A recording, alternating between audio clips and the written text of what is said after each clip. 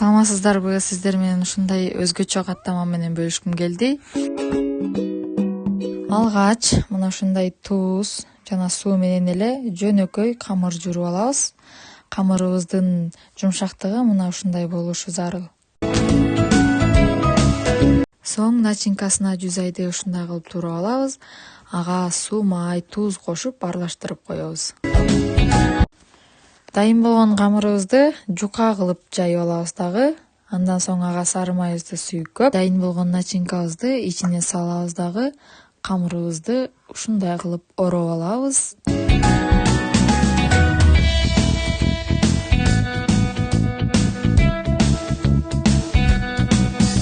5 мүнөт тыныткан камырыбызды мына ушундай өтө жука эмес калыңдыкта жайып алабыз. Дайым болгон камырыбызга отубузду жагып, мешибиз ысыгандан кийин эки бетин кызартып жакшылап бышырып алабыз. Биздин каттама дайын.